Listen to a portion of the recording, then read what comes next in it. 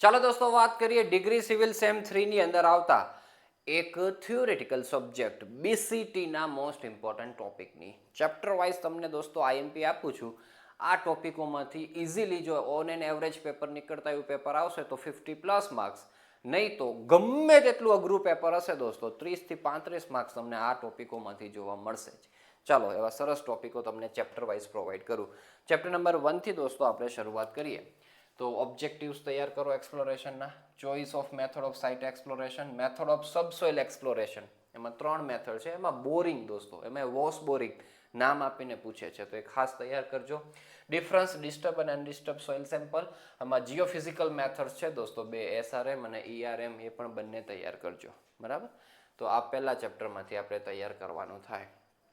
ચાલો ત્યાંથી દોસ્તો આપણે આગળ વધીએ. સેલો ફાઉન્ડેશનમાં ફાઉન્ડેશનની ડેફિનેશન, એની necessity, purpose of foundation, types of ફાઉન્ડેશનના નામ, ડિફરન્સ દોસ્તો ધી મોસ્ટ આઈએમપી છે, ખાસ આપણે તૈયાર કરવાનો થાય છે. એના પછી દોસ્તો ટાઈપ્સ ઓફ સેલો ફાઉન્ડેશનમાં નામ યાદ રાખો બધાના, ડિટેલમાં રાફ્ટ ફાઉન્ડેશન, ગ્રીલેજ ફાઉન્ડેશન તૈયાર કરાય દોસ્તો. એના પછી foundation in black cotton soil, એમાં કયા પ્રિકોશન્સ રાખવા પડે છે અને કયા પ્રોબ્લેમ્સ આવે છે તે. હા, તો શરૂઆતમાં જે બધું લખેલું છે એને પ્રોબ્લેમ જ લખેલું છે કે બ્લેક કોટન સોઇલમાં ફાઉન્ડેશન કરવાથી આ પ્રોબ્લેમ્સ આવે, અને પછી એ પ્રોબ્લેમ્સ ના આવે એના પ્રિકોશન્સ શું લેવા જોઈએ એ આપેલું છે. બંને પૂછાઈ શકે, પ્રોબ્લેમ અને precautions. Failure of foundation, precautions, remedial measures most IMP છે દોસ્તો, હમણાં ક્વેશ્ચન બનેલો છે આમાંથી. સેટિંગ આઉટ ફાઉન્ડેશન ટ્રેન્ચીસ, તો આ દોસ્તો આપણે તૈયાર કરીએ. બરાબર, failure of foundation, black cotton soil, પછી ટાઈપ્સ ઓફ સેલો ફાઉન્ડેશન ને આ વસ્તુઓ દોસ્તો, અને આ પર્પઝ એ લાસ્ટ ડે સ્ટ્રેટેજીની અંદર આવે. ચેપ્ટર નંબર 3 પાઇલ ફાઉન્ડેશન દોસ્તો, તો યુઝિસ ઓફ ફાઇલ અથવા તો necessity of pile foundation, factor affecting selection of type of file, classification of pile દોસ્તો પૂછાતું હોય છે. બહુ બધું ક્લાસિફિકેશન અલગ અલગ રીતે કરવામાં આવેલું છે, તો ખાલી નામ યાદ રાખવાના છે. 3 માર્ક્સમાં પૂછાયેલો હતો લ્યો, અને બહુ બધી વખત પાછો પૂછાતો હોય છે 3 માર્ક્સ, ક્યારેક 4 માર્ક્સની અંદર. તો પણ કરજો, ખાલી નામ, ડિટેલમાં એક્સપ્લેનેશન નહીં. પછી ડિફરન્સ, કાસ્ટ એન્ડ સિચ્યુ પાઇલ અને પ્રીકાસ્ટ પાઇલ. પછી અંડર રિમ્ડ પાઇલ ડિટેલની અંદર તૈયાર કરી દેવાનું, એનું કન્સ્ટ્રક્શન ફિગર બધું જ વ્યવસ્થિત. તો આ પાઇલ ફાઉન્ડેશન થાય પૂરું. કેસનની અંદર દોસ્તો એના ડેફિનેશન, યુઝ, કેસન કોફર ડેમનો ડિફરન્સ, ટાઈપ્સ ઓફ કેસનમાં બોક્સ અને ન્યુમેટિક કેસન ડિટેલમાં, ન્યુમેટિક કેસનની સિકનેસ, બરાબર, એના પ્રિકોશન્સ, એડવાન્ટેજ અને પ્રોબ્લેમ્સ ઇન વેલ સિંકિંગ, એમાં ટિલ્ટિંગ ઓફ વેલ દોસ્તો. મસ્ત, આટલા ટોપિકો છે તૈયાર કરી દેવાના, વાંચી લેવાના, કન્સેપ્ટ સમજી લેવાનું, પછી પોતાના ઓન વર્ડ્સની અંદર લખો તો એ વાંધો ના આવે દોસ્તો. મેશનરી કન્સ્ટ્રક્શનની અંદર ટેકનિકલ ટર્મ્સ જ કેટલા ભરી ભરીને તમને આપેલા છે. એમાં આ આઈએમપી છે દોસ્તો, આમાંથી જ પૂછાતા હોય છે. બરાબર, બીજા એક બે આમ તેમ પૂછાય પણ આમાંથી તો હશે જ દોસ્તો. એમાં સ્ટ્રેચર છે, હેડર છે, બેટ છે, ક્લોઝર છે, ક્વિન ક્લોઝર છે, ફ્રોગ છે, આ બધા મોસ્ટ આઈએમપી છે. બરાબર, તો એ ખાસ તૈયાર કરજો ને બીજા બધા તૈયાર કરી દેજો.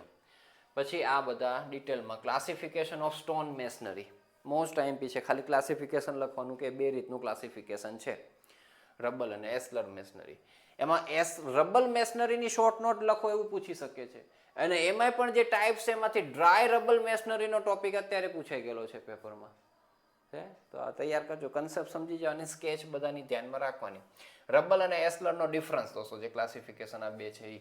પછી બોન્ડ્સ દોસ્તો મોસ્ટ આઈએમપી છે. બરાબર, નામ બધા યાદ રાખો.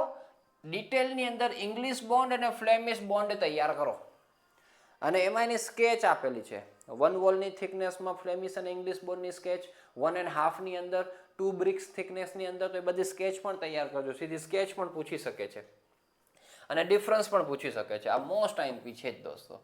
પછી ડિફેક્ટ્સ ઇન બ્રિક મેશનરી, ડિફરન્સ દોસ્તો આ પણ મોસ્ટ આઈએમપી છે. કમ્પોઝાઇટ મેશનરી ખાલી ડેફિનેશન તૈયાર કરી નાખજો. કેવિટી વોલ મોસ્ટ આઈએમપીમાં તૈયાર કરજો, એના એડવાન્ટેજ.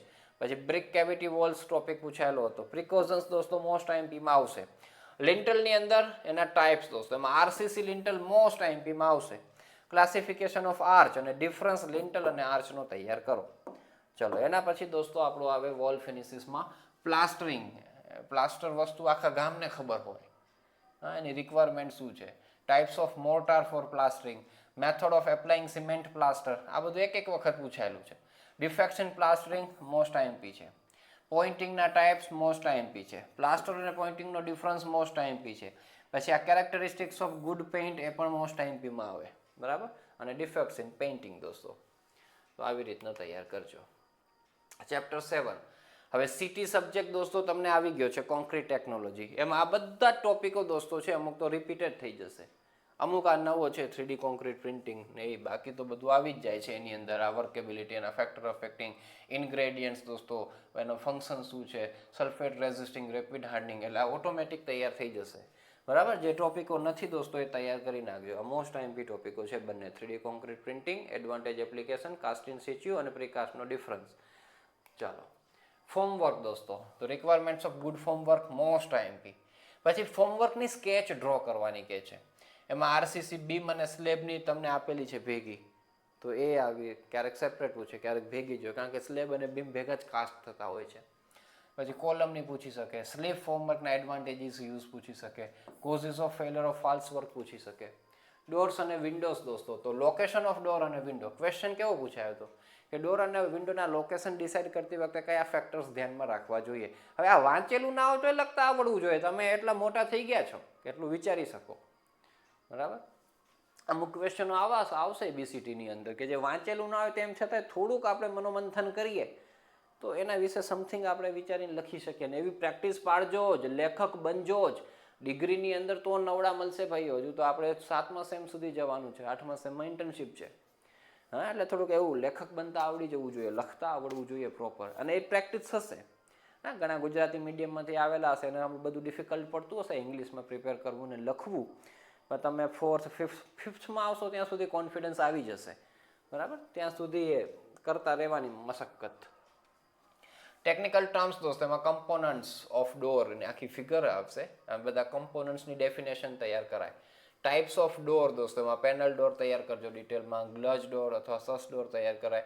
ટાઈપ્સ ઓફ વિન્ડોની અંદર દોસ્તો બધા નામ આપેલા છે, તૈયાર કરી નાખજો. બધા ક્યારેક ને ક્યારેક પૂછાયેલા છે. વિથ સ્કેચ તૈયાર કરાય. પછી વેન્ટિલેટર્સ છે અને ફેન લાઇટ દોસ્તો, કદાચ વંચાતું નહીં હોય તમને તો ફેન લાઇટ છે દોસ્તો, એ એક વખત પૂછાયેલું છે, ફેન લાઇટ.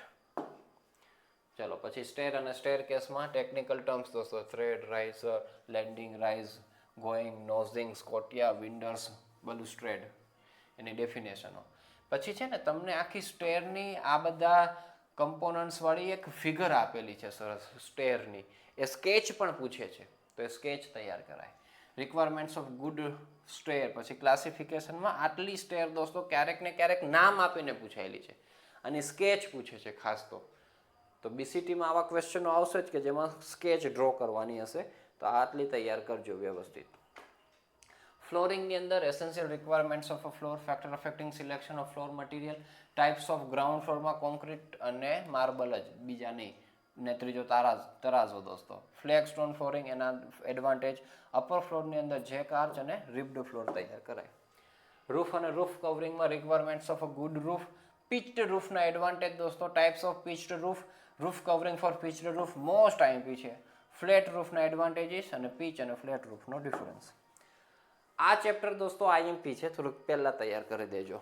બરાબર. અમુક ચેપ્ટરો એમાં આવશે કે ક્વેશ્ચન જ નહીં આવે એમાંથી, અને અમુક ચેપ્ટરોમાંથી ઢગલાબંધ ક્વેશ્ચનો આવશે, તો આ છે દોસ્તો ઢગલાબંધ આમાંથી આવતા હોય છે. ટિમ્બરિંગ ઇન ટ્રેન્ચીસ પહેલો ટોપિક છે. ડી વોટરિંગ, હમણાં તો રિસેન્ટલી તો બહુ પૂછેલા છે આમાંથી. ડી વોટરિંગની મેથડોના નામ લખો અને આ વેલ પોઈન્ટ જ સમજાવવાનું કે છે. હમણાં ક્વેશ્ચન પૂછાઈ ગયેલો છે વેલ પોઈન્ટનો જ. કેમિકલ પ્રોસેસ અથવા કેમિકલ ગ્રાઉટિંગ એક વખત પૂછાયેલું છે. Electro osmosis method. સ્કેફોલ્ડિંગ દોસ્તો મોસ્ટ આઈએમપીમાં તૈયાર કરવાનું થાય આપણને. કમ્પોનન્ટ્સ, ટાઈપ્સ, પર્પસ, આ બધું ડિપ્લોમાના વિદ્યાર્થીઓ તો ભણીને આવ્યા છો. ટાઈપ્સ ઓફ સોરિંગ, ફ્લાય સોર છે, અંડરપિનિંગ છે. હમણાં ક્વેશ્ચનો આ હતો દોસ્તો કે ભાઈ એવા કયા સર્કમસ્ટન્સીસ છે કે જેમાં આપણે ટિમ્બરિંગ કરવું પડે, શોરિંગ કરવું પડે અને અંડરપિનિંગ કરવું પડે. એવો પ્રેક્ટિકલ ક્વેશ્ચન હતો. બરાબર. કઈ સિચ્યુએશન્સની અંદર આપણે અંડરપિનિંગ કરશું, કઈ સિચ્યુએશન્સમાં શોરિંગ કરશું, કઈ સિચ્યુએશન્સમાં ટિમ્બરિંગ કરશું, તો એના કન્સેપ્ટ સમજેલા હોય તો તમને આરામથી ફાવશે. કોફર ડેમ, એના uses, selection of type of coffer dam, એમાં ફેક્ટર અફેક્ટિંગ કયા ધ્યાનમાં રાખવા પડે સિલેક્શન કરતી વખતે. પછી અલગ અલગ ટાઈપ્સના નામ યાદ રાખો. લીકેજ પ્રિવેન્શન દોસ્તો, એના માટે શું કરવું જોઈએ, ડિટેલમાં એકાદો તૈયાર કરી નખાય, વાત થાય પૂરી. ડાયાફ્રામ વોલ છે દોસ્તો, એના uses, advantage, disadvantage. Factor affecting selection of demolition method અને ડિમોલિશન ટેકનિક, જે બધી અલગ અલગ અવેલેબલ છે એ મેથડ્સ તૈયાર કરાય. કોઈ એક તૈયાર કરો તો હાલે, ડિટેલમાં નામ બધા તૈયાર કરાય. સ્પેશિયલ ટ્રીટમેન્ટની અંદર દોસ્તો આપણે તો સ્પેશિયલ ટ્રીટમેન્ટના નામ પહેલાં તો લખતા આવડવા જોઈએ. પછી કોઝિસ ઓફ ફાયર અને precautionary measures, fire resisting properties of common building material, એના પછી material used for damp proofing, thermal insulation અને anti termite. Anti termite most IMP છે, થર્મલ આઈએમપી છે જસ્ટ, અને ડેમ્પ પ્રૂફિંગ મોસ્ટ આઈએમપી છે. Green building વર્ષોથી ભણતા આવીએ છીએ દોસ્તો આપણે, ફરી પાછું આપેલું છે આપણને. તો ગ્રીન બિલ્ડિંગનો કન્સેપ્ટ સમજી લો, benefit, green building rating system જે 2 ટાઈપની છે, અને એક એનો કેસ સ્ટડી દોસ્તો તમને પૂછતા હોય છે તો કોઈ પણ કેસ સ્ટડી ચાલે.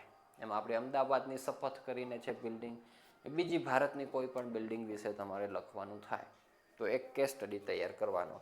તો આવી રીતના દોસ્તો આ આપણે આઈએમપી છે, તો આ ટોપિકો તૈયાર કરજો. આમાં ઘણું બધું આપણે કન્ટેન્ટ આપેલું છે, પણ બુકમાં તો આના કરતાં વિશેષ બધું કન્ટેન્ટ છે. પણ આટલું કન્ટેન્ટ જો થઈ ગયું તૈયાર તો તમે જંગ જીતી જશો બીસીટીની દોસ્તો.